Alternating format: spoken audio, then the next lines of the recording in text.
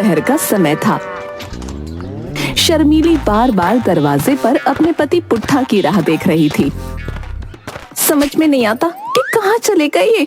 दोपहर को पकाने के लिए मूली मंगाई थी, मगर शायद इन्हें समझ ही आया होगा कि रात के पकाने के लिए मूली मंगाई है। तभी वहां पुट्ठा आ पहुंचा। तुम खाली हाथ आए हो, मूली कहाँ है? मूली वो तो तुम्हें खेत में मिलेगी। बकवास मत करो, मैंने तुमसे दोपहर के पकाने के लिए मूली मंगाई थी, कहाँ है? झूठ मत बोलो शर्मीली, तुमने ही तो मुझसे कहा कि जाओ थोड़ा सा टहल कर आओ। तुम्हें टहल कर आ गया। मेरी तो किस्मत फूट गई। जिस दिन मेरी तुमसे शादी हुई, कुछ देर बाद तुम ये भी भूल जाओगे कि मैं कौन हूँ, उसके बाद ये भी भूल जाओगे कि तुम कौन हो। इससे पहले कि मैं भूल जाऊं कि मैं तुम्हारी पत्नी हूँ, इसी वक्त यहाँ से निकल जाओ। जी मालकिन, अगर आप मुझे निकलने को कहती हैं तो मैं निकल जाता हूँ। वैसे भी गरीब नौकर जहाँ काम करता है वहाँ से उसे निकाल ही दिया जाता है। गरीब नौकरी? तुम किसकी बात कर रहे हो? अरे मैं अपनी बात कर रहा हूँ। मैं बिरजू तुम्हारे घर पर साफ सफाई का ही तो काम कर रहा हूँ ना। पुट्ठा की बात सुनकर शर्मीली का दिमाग बुरी तरह से खराब हो गया। वो समझ चुकी थी कि पुट्ठा अब भूल चुका है कि वो पुट्ठा है। निकल जाओ यहाँ से और दोबारा यहाँ मत आना। शर्मीली की बात सुनकर गांव से पुट्ठा निकल गया और दूर एक खेत में जाकर अपने आप से बोल उठा, अब मैं कभी भी इस गांव में लौटकर नहीं आऊंगा। हाँ। सुबह का वक्त था। कासगंज में ठंडी ठंडी हवा चल रही थी। गबरू एक चाय की दुकान पर बैठे हुए ठंडी ठंडी हवा का आनंद ले रहा था। अरे चाय वाले भैया, अरे एक कप चाय पिला दो। गबरू, अगर तुम चाय की जगह दूध पीते तो शायद नाटे से लंबे हो जाते। भैया कितनी बार कहा है कि मेरे छोटे कद को लेकर जो है मुझसे बात मत किया करो। बता रहे जल्दी से चाय बना दो वरना कंटाप धर देंगे। बता रहे। दुकानदार ने गबरू को चाय दे दी। तभी दूर से बूढ़े पति पत्नी एक सुंदर लड़की के साथ गबरू के पास आकर खड़े हो गए। बूढ़ा व्यक्ति गबरू से बोला, क्या तुम बता सकते हो कि कासगंज में पुनिया चाचा का घर कहाँ है? पुनिया चाचा? पुनिया चाचा से भला तुम्हें क्या काम है? क्या कीजिएगा? अरे तुम्हें तो पता ही है कि पुनिया चाचा का बेटा कासगंज में सबसे ज्यादा कमाता है और देखने में बहुत ज्यादा सुंदर है। मैं अपनी बेटी के रिश्ते के लिए पुनिया चाचा के घर पर आया हूँ। गबरू सुंदर लड़की को देखकर खुश होते हुए बोला, क्या इन्हीं के लिए पुनिया चाचा के लड़के से बात चलाने आए हैं आप? हाँ, ये मेरी बेटी है। मैं इसी के रिश्ते की बात करने आया हूँ। तो आपको पुनिया चाचा के यहाँ जाने की क्या आवश्यकता है बताइए? कासगंज में एक और भी सुंदर जवान लड़का मौजूद है।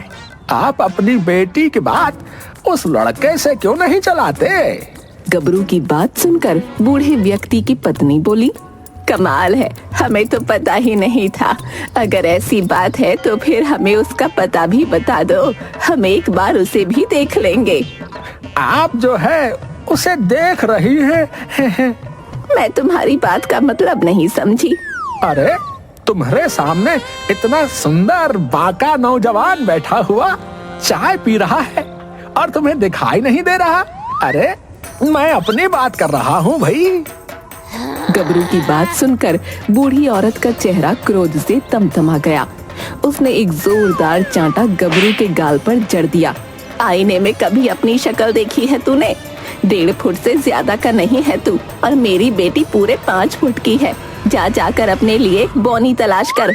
चाय की दुकान पर बैठे सभी लोग गबरू का मजाक उड़ाने लगे। गबरू क्रोधित होते हुए अपने आप से बोला, इतनी भारी बेइज्जती?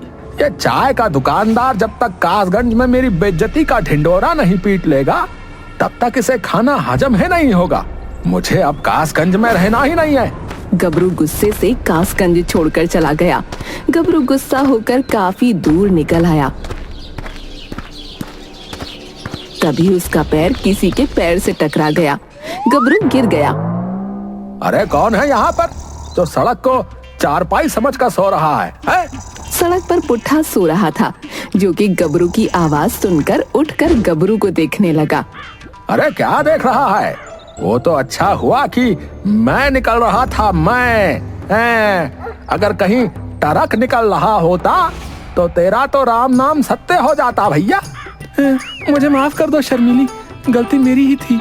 अरे भैया, कहीं तू पगला तो नहीं गया है? मैं तुझे किस एंगल से शर्मीली दिखाई देता हूँ रे? ऐसा मत कहो शर्मिली, तुम तो मेरी पत्नी हो। भैया, पत्नी और मैं? अरे तेरा दिमाग खसक गया है क्या? है कासगंज में वैसे भी सब मुझे नाटा नाटा कहकर चिढ़ाते हैं, और तू भी मुझे अपनी पत्नी बता रहा है? इतना कहकर गबरू ने एक जोरदार चांटा पुट्ठा के जड़ दिया। पुट्ठा की याददाश्त वापस आ गई। कौन हो तुम? अब मैं जो हूँ सो हूँ, लेकिन तू कौन है जानता है? तू सड़क पर सो रहा था रे? क्या सड़क पर सो रहा था? तुम्हारा बहुत बहुत शुक्रिया भाई कि तुमने मुझे उठा दिया। अगर कोई वाहन आ रहा होता तो मेरा तो राम नाम सत्य हो जाता। तुम्हारे चेहरे पर उदासी झलक रही है। लगता है तुम भी जमाने के सताए हुए हो। अब तुम्हें क्या ही बताऊं, मैं कभी कभी कुछ बातें भूल जाता हूँ। बस इसी बात से नाराज होकर मेरी पत्नी ने मुझे घर से बाहर निकाल दिया भाई। मेरे कद को लेकर मेरे गांव वाले मेरा मजाक उड़ाते रहते हैं। मैं भी अपना गांव छोड़कर आ गया हूँ। आज से हम दोनों दोस्त हुए। चलो हम दोनों मिलकर अब दुनिया वालों को लूट लेते हैं और बहुत सारा धन एकत्रित करते हैं। क्या कहते हो? पुट्ठा और गबरू दोनों मिलकर एक दूसरे गांव की तरफ चल पड़े।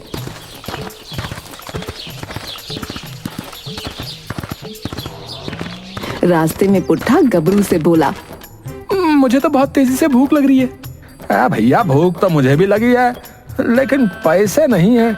क्या तुम्हारे पास कुछ पैसे हैं? भूख से भला पैसों का क्या संबंध? लेकिन है, जब भूख लगती है तो भोजन खाया जाता है, पैसे नहीं खाए जाते। अरे मूर्ख महाशय, अरे भोजन मुफ्त का नहीं मिलता, पैसों का मिलता है, बूझे कि नहीं? है तुम्हारे पास फूटी कौड़ी नहीं है और मेरे पास भी नहीं है। कोई चक्कर चलाना पड़ेगा। तभी गबरू को एक गांव की सीमा पर एक ढाबा नजर आया। गबरू पुट्ठा से बोला, देखो हम दोनों वहां चलते हैं, मैं उस ढाबे वाले को जो है पटाऊंगा। ठीक है। गबरू पुट्ठा के साथ उस ढाबे के मालिक के पास जाकर बोला,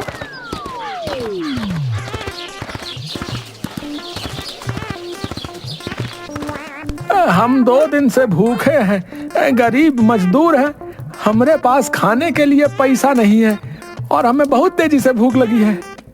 ढाबे का मालिक पुट्ठा की ओर देखकर बोला, लेकिन ये तो बहुत अट्टा कट्टा लगता है। अरे ये मेरा बड़ा भाई है, बेचारा पागल है, इसकी जिम्मेदारी का बोझ भी मुझ पर ही है। तभी पुट्ठा क्रोधित होते हुए बोला, जो कि फिर से कुछ भूल गया था, मगर गबरू इस बात को नहीं जानता था। अबे मैं तेरा भाई नहीं, तेरा पति हूँ। हाँ। गबरू ढाबे के मालिक की ओर देखकर बोला, देखा आपने, देखा, मैंने कहा था ना ये पागल है। सही कह रहे हो, ये तो कोई पागल ही है जो अपने छोटे भाई को अपनी पत्नी बता रहा है। जब ये खाली पेट होता है तो बहुत ज्यादा आक्रामक भी हो जाता है और कभी कभी तो किसी की हत्या करने पर भी उतारू हो जाता है। तभी पुट्ठा ने एक जोरदार चांटा ढाबे के मालिक के गाल पर जड़ते हुए कहा, शर्मीली, मुझे भूख लगी है। हाँ हाँ भाई, तुम्हारी जो मर्जी आए तुम खा सकते हो, जल्दी से खाओ और यहाँ से जाओ। गबरू पुट्ठा के साथ उस ढाबे के मनपसंद व्यंजन का आनंद उठाने लगा।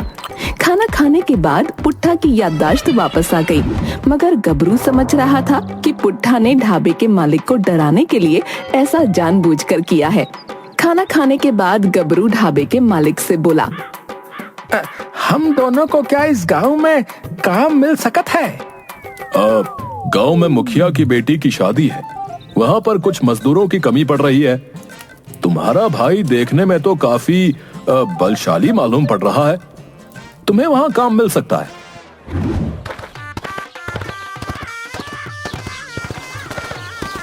गबरू पुट्ठा को लेकर मुखिया के घर जाकर मुखिया से बोला, हम दोनों भाई दूसरे गांव से जो है आए हैं, हमरे पास पैसे खत्म हो गए हैं, क्या हमें कोई काम मिल सकत है? तुम्हारे जैसे भाइयों की इस देश को बहुत जरूरत है, जिनके पास पैसे खत्म हो जाएं तो काम करके पैसा कमाना चाहते हैं। मेरी बेटी की शादी है, जाओ सामान अंदर रखवाओ।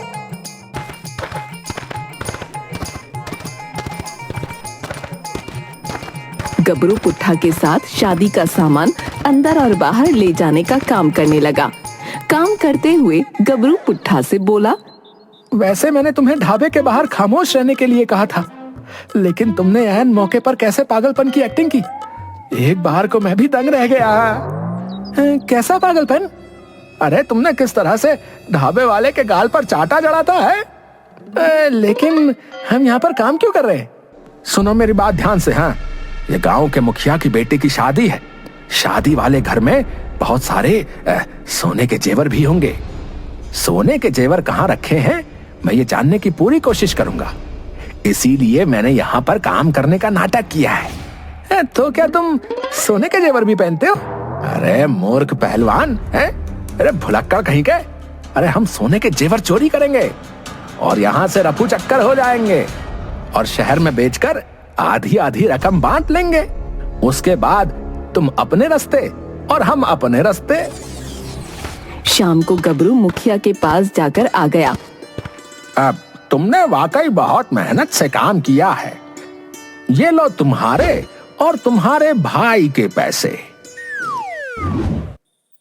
गबरू पैसे लेकर पुट्ठा के साथ बाहर निकल आया और बोला, मैंने वो कमरा देख लिया है जहाँ पर सोने के जेवरात रखे हुए हैं। हम दोनों रात में चुपके से जो है घर के अंदर घुस जाएंगे।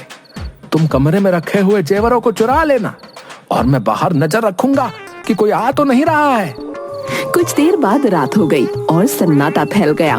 गबरू पुट्ठा की मदद से दीवार के सहारे मुखिया की छत पर चढ़ गया। अरे वो सामने तीसरे वाले कमरे में सोने के जेवर रखे हुए हैं। कमरा खुला हुआ है, जाओ जाकर सोने के जेवरों को ले आओ। लेकिन तुम मुझे कहाँ मिलोगे? अरे मैं इस घर का मुख्य दरवाजा आहिस्ता से खोल देता हूँ, जल्दी से तुम सोना लेकर आओ। मैं दरवाजे के बाहर ही खड़ा हूँ। दरवाजा इसलिए खोल दे रहा हूँ ताकि अगर जरा से भी खतरा महसूस हो तो हमें भागने में आसानी हो जाए भैया। अगर तुम्हें आने में थोड़ी देर हो गई तो मैं तुम्हें चेतावनी देने के लिए धीमी आवाज में सीटी बजाऊंगा। तुम समझ जाना कि तुम्हें काम खत्म करके जल्दी आना है। पुट्ठा उस कमरे में घुस गया और सारे जेवर एक थैली में भर लिए, मगर अचानक पुट्ठा सब कुछ भूल गया। मैं यहाँ पर क्या कर रहा हूँ? ये शर्मिली भी ना रात के समय पता नहीं मुझे क्या क्या काम करवाती रहती है। अब देखो ना, शर्मिली ने मुझे इस कमरे में भेज दिया जिस कमरे में मैं कभी आया ही नहीं।